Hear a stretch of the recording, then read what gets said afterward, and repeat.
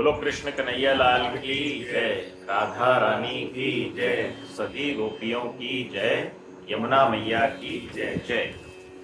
गोपी गीत का 18वां श्लोक है।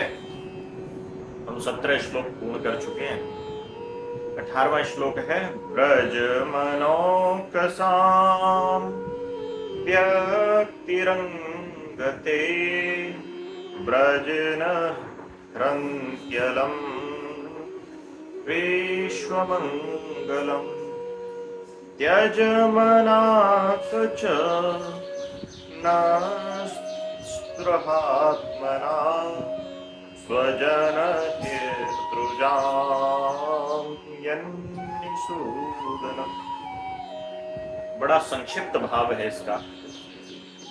गोपियां कहती हैं, हे प्यारे, तुम्हारी यह जो अभिव्यक्ति है, अभिव्यक्ति कौन सी, जो 17वें श्लोक में उन्होंने कहा कि एकांत में तुम हमें अपने विभिन्न प्रकार की भाव भंगिमाओं से तुम हमें आकर्षित करते थे, तो वही तुम्हारी जो अभिव्यक्ति है ब्रजवासियों के संपूर्ण दुखों का नाश करने वाली है। गोपियां ऐसा भाव प्रकट करती हैं। उसी अभिव्यक्ति से, केवल तुम्हारी जो चितवन थी, उसी चितवन से ब्रजवासियों के सारे दुख दूर हो जाते थे। बस एक बार तुम मुस्कुरा देते थे, तुम एक बार प्यार से देख लेते थे, उसी से नष्ट हो जाते थे। और तुम्हारी यह जो अभिव्यक्ति है, यह विश्व का मंगल करने वाली है। विश्व मंगलम। हमारा हृदय तुम्हारे प्रति लालसा से भर रहा है। कान्हा, कुछ ऐसी औषधि हमें प्रदान करो जो तुम्हारे भक्तजनों के हृदय रोग को सदा सदा के लिए समाप्त कर दे। हृदय रोग क्या है?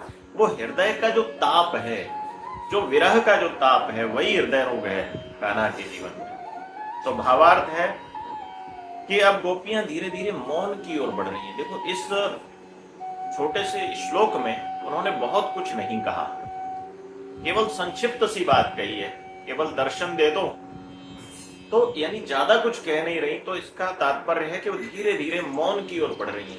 अब देखो, जैसे बच्चा होता है, बच्चा रो रो कर जब माँ को पुकारता है, माँ जब सामने नहीं होती, तो एक बार के लिए वो थक जाता है। और थकने के बाद उसकी अवस्था ये होती है कि कुछ देर बाद वह चुप होकर सिसकने लगता है। तो सिसकने की जो अवस्था है वो मौन की अवस्था है। तो यही गोपियों के साथ हो रही है कि वो धीरे धीरे मौन की ओर बढ़ रही हैं। वैसी दशा गोपियों की है। गोपियां कहती हैं कि हे कान्हा, हम तुम्हारे ही तो हैं, तुम हमसे दूर क्यों जा रहे हो? हम तुम्हारे ही हैं और तुम्हारे लिए ही हम आए हैं, सर्वस्व त्याग करके। और तुमने भी जो अवतार लिया है ना, वो हमारे लिए ही तो लिया है, फिर ये दूरी क्यों? जैसे योगी ध्यान के बाद एक समाधि की अवस्था में जाते हैं और मौन हो जाते हैं, वैसे ही गोपियों की अवस्था है। यह जो समाधि है, यह भाव समाधि लग रही है। अब भीतर ही भीतर कान्हा का ध्यान करते हुए मुख से मौन हो चुकी है वो। त्यज मनाक च, गोपी कह रही है कि अब तो मान जाओ कान्हा, अब तो दर्शन दे दो, तुम विश्व का मंगल करने वाले हो। विष्णु सहस्त्र नाम में क्या आता है? यस्य स्मरण मात्रेण जन्म संसार बंधनात् विमुच्यते नमस्तस्मै विष्णवे प्रभु विष्णु। विष्णु सहस्त्र नाम में आता है, जिसके स्मरण मात्र से इस संसार के जन्म कर्म के जो बंधन है वो छूट जाते हैं, टूट जाते हैं, जिसके स्मरण मात्र से। तो कान्हा, तुम तो विश्व का मंगल करने वाले हो और हम तुम्हारे अपने हैं, और हमने भी तुम्हारे लिए सर्वस्व त्याग किया है। तो फिर तुम हमें दर्शन तो दो। सबका मंगल करते हो तो हमारा मंगल भी तो करो। हम जानते हैं, अब दर्शन दो। हम जानते हैं कि तुम्हारे भीतर ऐश्वर्यता है, तुम्हारे भीतर वो ठकुराई है। अब अपनी ठकुराई को छोड़ो, अपनी ऐश्वर्यता को छोड़ो और हमारे लिए सुलभ हो जाओ।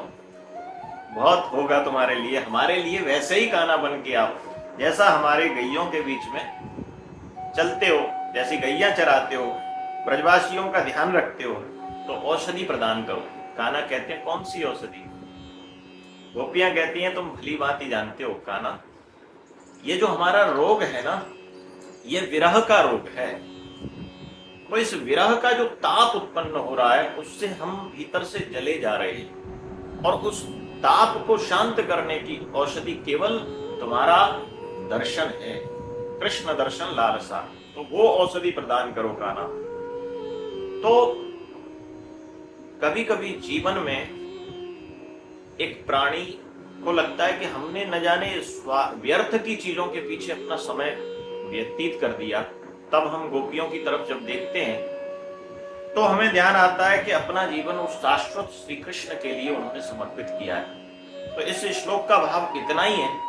तो एक बार बोलेंगे, कृष्ण कन्हैया लाल की जय, राधा रानी की जय, यमुना मैया की जय और सभी गोपियों की जय।